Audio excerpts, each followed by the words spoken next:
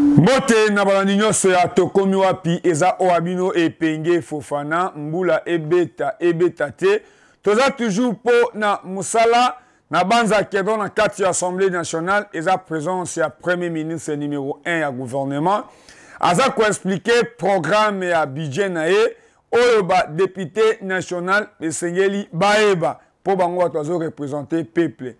Premier ministre akoloba nini akoyeba ko expliquer na ba ministère na ba département bakaboli mbongo ndenge nini na banza keno à travers 145 territoires oyo esengeli ako faire ko fongola ko sala ko tonga pona ba territoire ekoma ba ville eza projet moko malamu mais ba congolais ba lembi ba siloga ba congolais ba lembi kolaka ba congolais ba komi koluka mutu asala mbala moko. Ah, président de la République, bon séjour na Kasai, président na Mbujimai, ake kotala o alakaki, esika o akitaki na badiema kesila na campagne, na avion o na bengaka fula.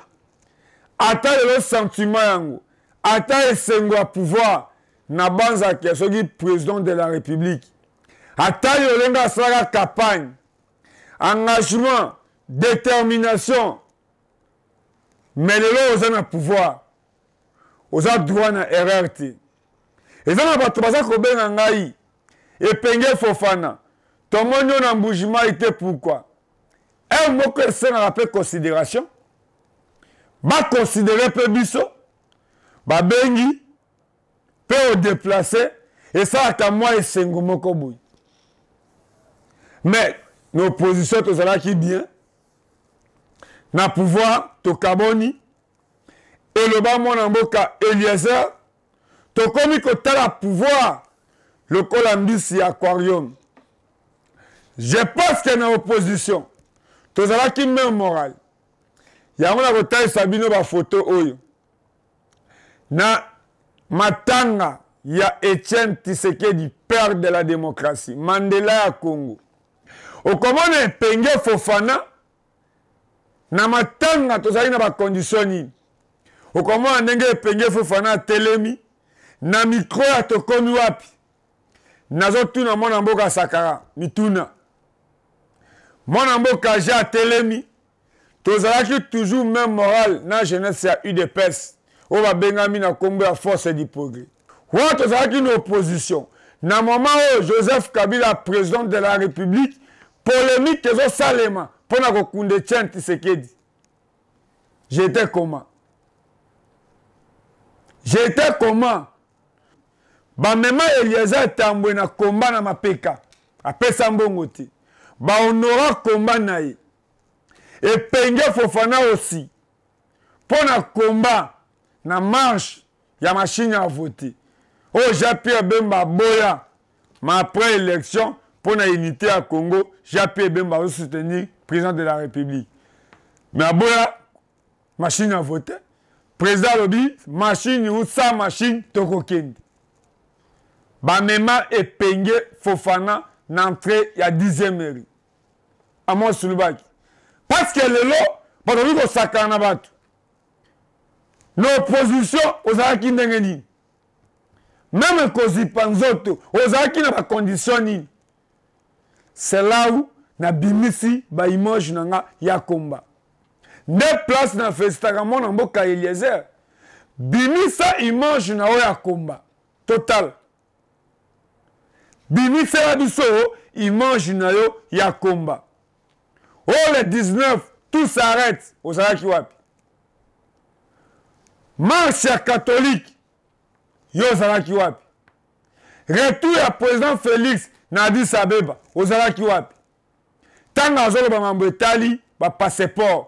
Tango azolo mambo etali malheur to passe ya ba congolais yo zalaki wapi so etali mambo etali élection mambo etali campagne présidentielle là to retourna Diema Kesela to retourna mona mboka Eliezer to retourna Roger Jen ta retourna Oumar ta retourna Roger le pouvoir eye bato na bato ba komi na lolenge na bango et Penge Fofana komi ko panza sango. Mais pouvoir esengeli ezal. opposition esengeli ezala.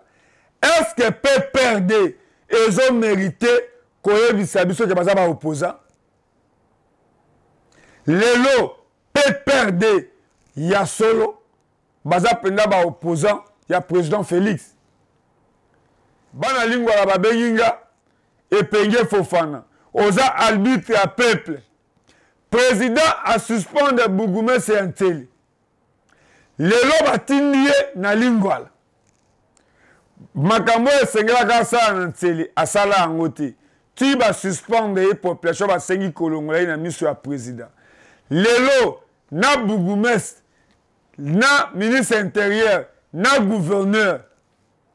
Na ministre intérieur na gouverneur. Nani anome na lingwala. Pena kotuna IDPS. Président Jacob. Moto akadrenga na IDPS. Nazo kanisa. Tango liwa eye ya Etienne Tshisekedi. Président Jacob azo lela na permanence ya UDPS. Omoni pouvoir oyo. UDPS a peur de batobele. Pouvoir oyo to peur de Monseigneur Moulumbu. Pouvoir oyo to peur de maman na biso Chika. Pouvoir oyo to peur de Jacob. Pouvoir oyo to peur de Batone Mukendi. Ba Christian na Ndolo. Ba Ben na Ngenga. Mais vous êtes toujours fiers. Il y a aussi la arrogance na pouvoir. Vous avez pouvoir à Makila. Vous avez pouvoir à torture. Vous avez pouvoir à passer.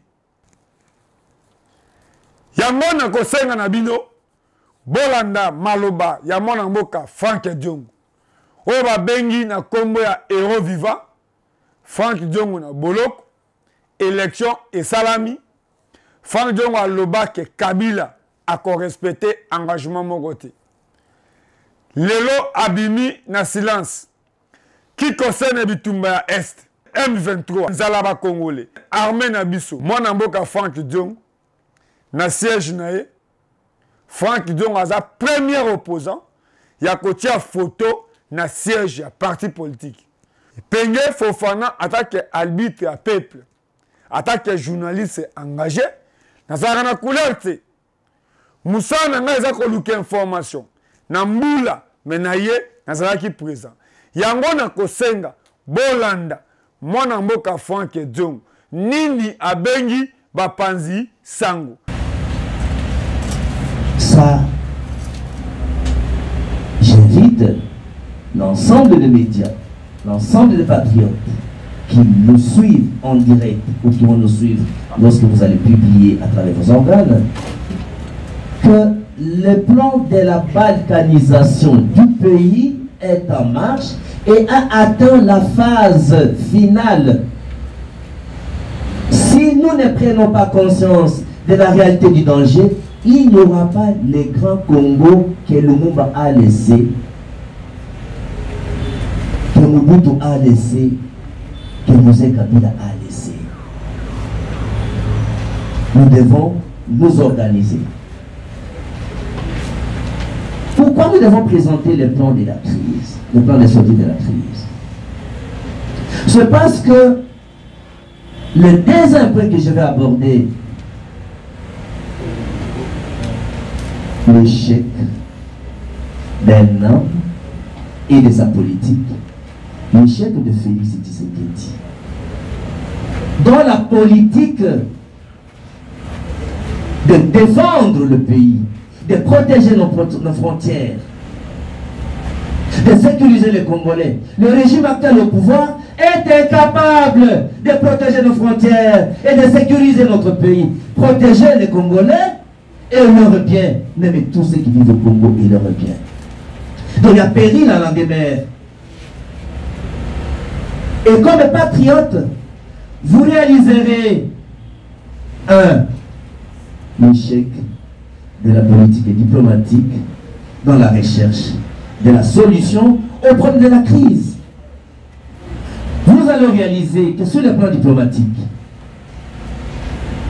l'actuel régime au pouvoir a essayé de faire croire à l'opinion qu'il va arrêter la guerre par des voies diplomatiques. Tantôt, en tournant les dos à la SADC, pour aller embrasser la communauté des États de l'Afrique de l'Ouest. Et je vais vous rappeler que dans l'histoire politique du Congo, tous les présidents qui se sont passés au Congo, il n'y a aucun président qui a amené le Congo en Afrique de l'Est. L'échec de ce choix est manifeste et nous n'avons jamais accepté cela. Pourquoi? Parce que les soldats du Sud, le Burundi, l'Ouganda, le Rwanda cherchent à démembrer le Congo et chaque pays voudra avoir un espace d'influence et un espace d'influence et de couper un morceau pour soit annexer dans leur pays, soit de créer un État qui subira son influence. Vous trouverez que, parce que je parle de la communauté de l'Afrique de l'Est, vous trouverez que ce pays-là sont parmi les pays qui nous ont toujours agressés. C'est une faute grave de pouvoir faire appartenir le Congo à la communauté de l'Afrique de l'Est, dont nous n'avons jamais accepté, dont je demande au peuple congolais de rejeter cette appartenance. Parce que c'est contre l'intérêt du pays, c'est contre l'intérêt national. Vous trouverez que l'accord de Nairobi qui a été signé, on n'a pas désigné que le Rwanda est agresseur. On n'a pas désigné. Mais notre président a signé. Mais on n'a pas désigné que le Rwanda est agresseur. Mais notre président a signé cet accord de Nairobi. Cet accord de Nairobi humilie le peuple congolais et notre armée. Dans cet accord, on a proposé même que le commandement de cette force régionale soit confié aux Kenyans. Contrairement à tous ceux qui ont appris l'art de la guerre, c'est le pays cadre qui doit commander. Même pas impossible. Donc tous les généraux congolais devraient se soumettre au commandement d'un Kenyan. Non. Ça c'est humilier notre peuple congolais, notre armée. Je demande au peuple de refuser cela. Comme nous avons refusé cela. Le président de la République avait dit, M. Félix avait dit que les troupes kenyanes vont passer par Bunagana.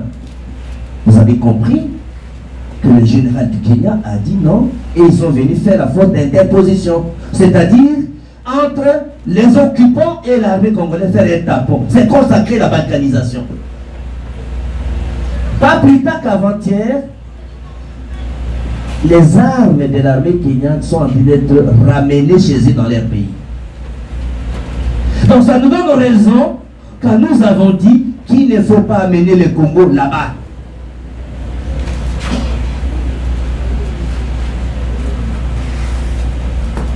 Ça c'est l'échec, le fait d'amener le Congo là-bas. C'est échec, c'est contre l'intérêt du pays. Le fait d'avoir tourné les dos à la SADC, tout en étant membre de la SADC et rechercher des solutions en Afrique de l'Est, c'est également une erreur, une faute diplomatique. C'est de l'échec diplomatique. Dans la politique de défense, le président de la République qui participe à la définition de la politique étrangère et à la définition de la politique de défense, avec son pour mettre un terme au calvaire de nos parents, de nos mamans, de nos sœurs. Mais on ne propose pas aux Congolais de solutions alternatives après le choix de l'état des aides. Tout le monde sait que l'état des aides est un échec.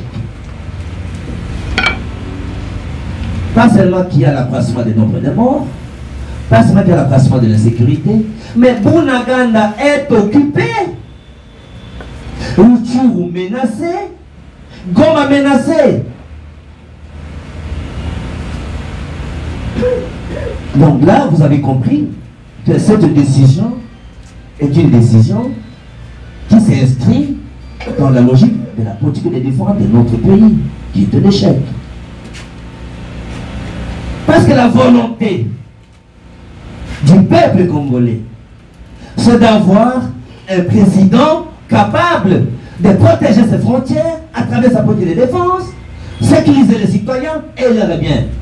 Mais je leur dirais de vous dire que le président Tshisekedi n'est pas capable de sécuriser les Congolais, protéger nos frontières.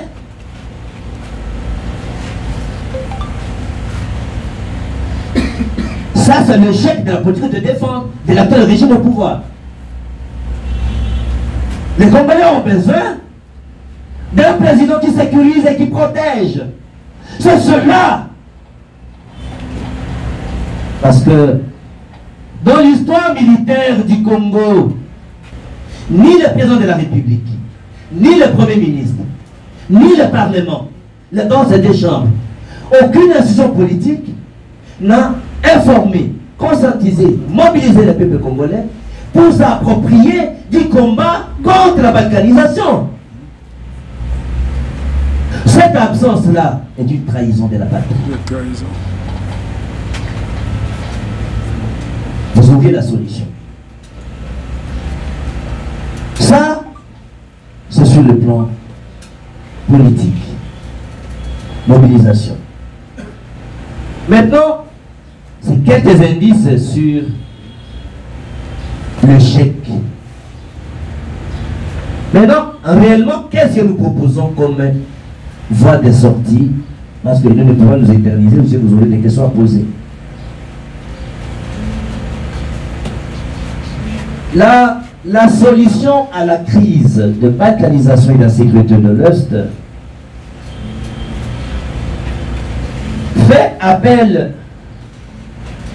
à 4 solutions. Première solution, parce qu'il est question d'un conflit de balkanisation, d'une crise de balkanisation.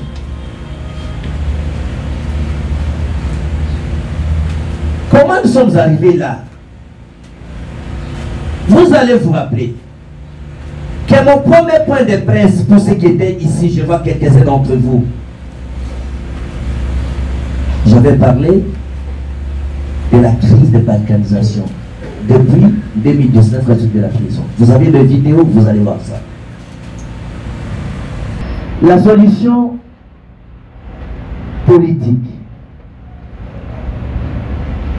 La solution politique, il y a d'abord l'absence, je vous ai dit dans mon introduction, l'absence d'une volonté politique de conscientiser, d'informer, de sensibiliser, de mobiliser la population pour que la population se prenne en charge contre la guerre de balkanisation. On n'informe même pas la population que nous sommes dans une guerre de balkanisation. Lumumba l'a annoncé à 60. Moi, je voulais annoncer en 2019. Ce n'est pas parce que j'ai le troisième aide que je vois ce que les autres ne voient pas. C'est un problème d'amour patriotique.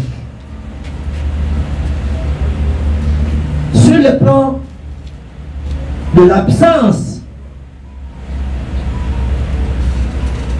de cette phase-là, nous avons proposé ceci au peuple congolais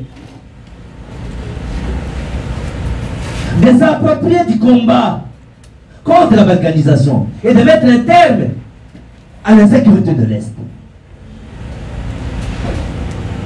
par des actions, des marches, des villes mortes. Les musiciens, dans les écoles, dans la musique, dans les réseaux sociaux, dans les bus. Chacun là où il est, il s'approprie de ces combats contre la balkanisation du pays. Et là, je demande au peuple congolais, je les exhorte de supplier nos pères spirituels, notamment le chef de l'église catholique et de l'Église protestante de nous conduire, de nous guider, de nous accompagner, de nous orienter dans ces grands combats. On ne libère pas un peuple se libère.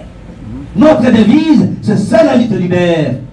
Il n'y a que le peuple congolais qui va envoyer un signal à la communauté internationale que nous ne sommes pas pour la balkanisation du pays, nous sommes pour l'unité du Congo.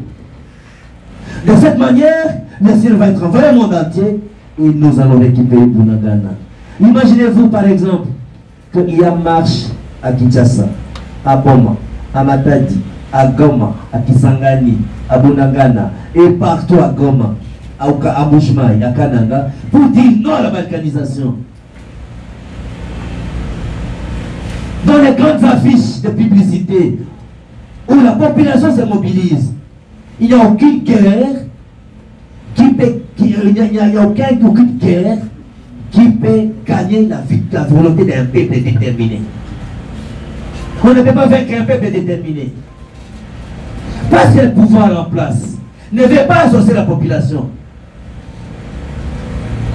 Vous comprenez? Parce que ça pose un problème de leadership, un problème de gouvernance et tant d'autres éléments. Et donc sécuritaire. Donc voilà un peu notre plan de sortie de crise que nous avons essayé de partager avec vous. Merci. Alimboli en français. Bamitune Tunami en français.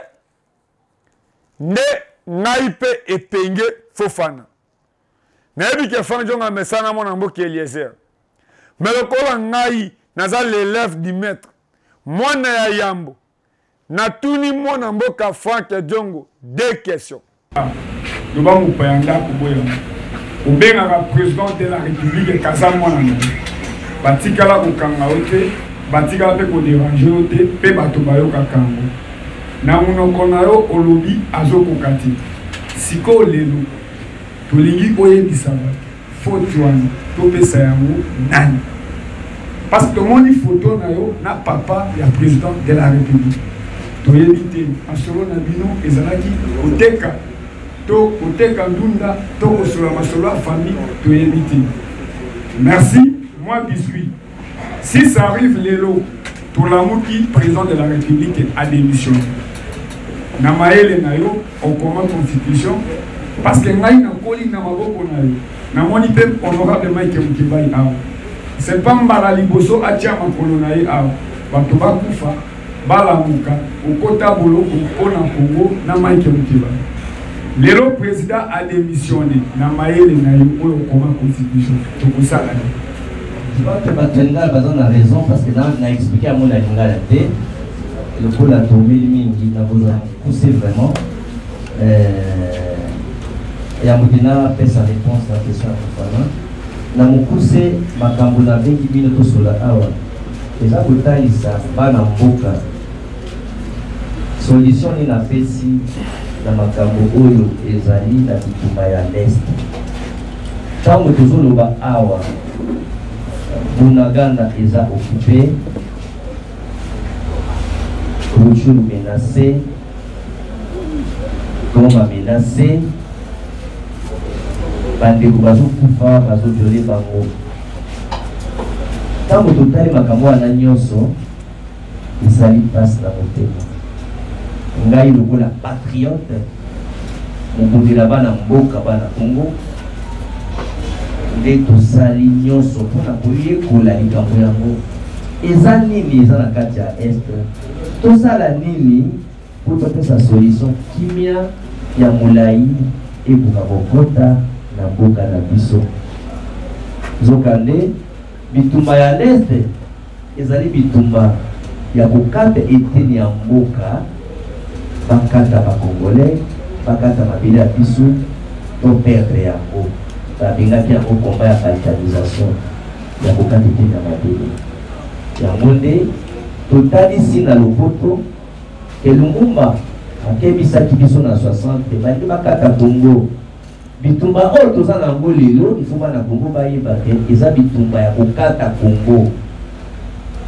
Pendant que tozoloba nous avons après 4 années d'alternance à pouvoir lelo toza ba réfugiés ebele c'est pas congolais ebele 5 millions toza 500 000 pour ba réfugiés pour ba se déplacer na kati ya Congo ba tiki bisika na bango bilanga na bango bandako na bango bisika bavandaka pona pasi ya kokima bitumba pe million kodi bazojoli bazokatakata bato na yango donc ntango nayoki likambo wana nyonso na ntai na ngambo ya président Félix Tshisekedi na gouvernement na ye bango nyonso elongo ezala na parlement otali solution ya malonga emonani ke kimia esila eza te.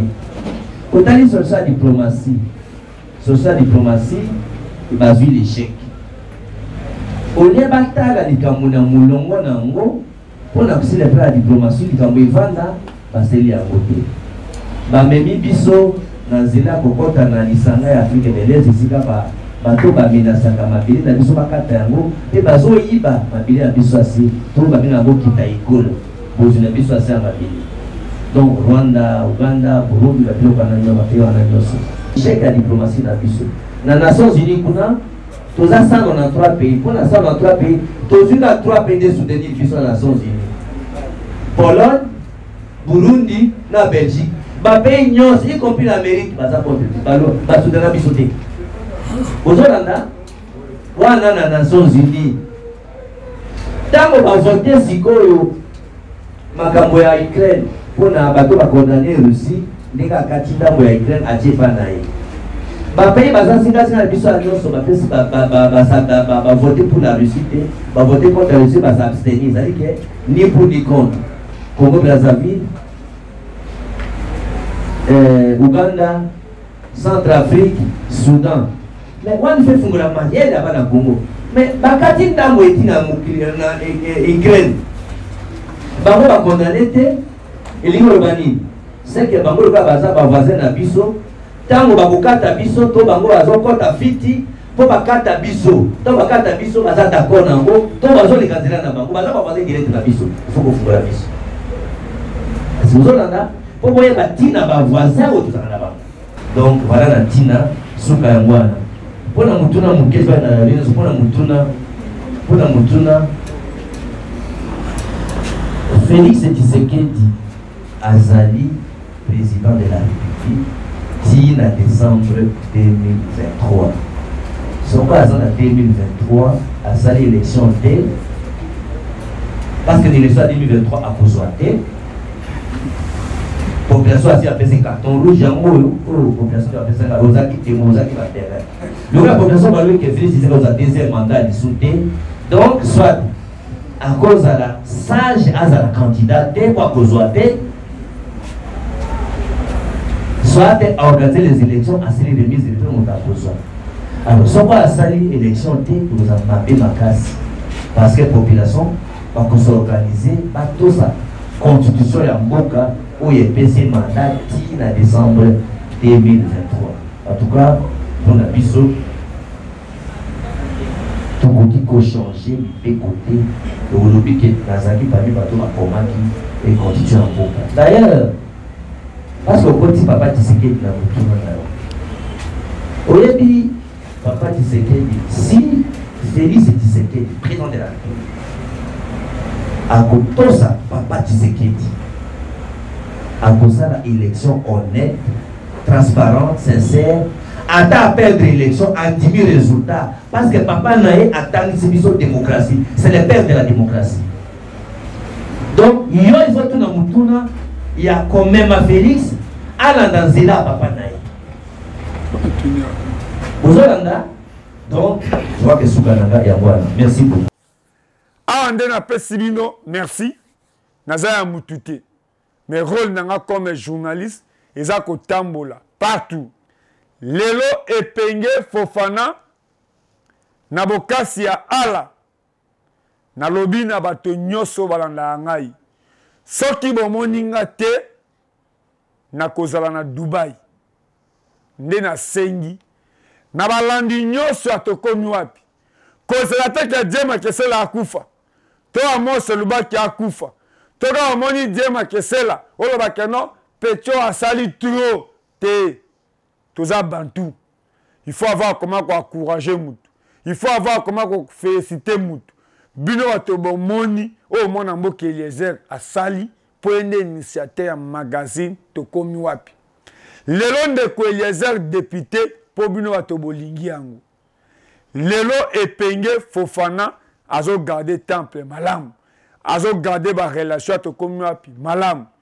Kozela te kanga na kufi oya koyela nga cercueil oya koyela nga libulu po yo kosomba cercueil te okosomba libulu te ekozala décision ya famille. Dede toza na pays laïque ngai naza musulman. Soki na kufi islam ekokunda ngai. Siko yo ata oye na couverture na ba ozwango te. Semie oye penda boye ndeko Eliezer na félicité bana oyo bazalaka na yo.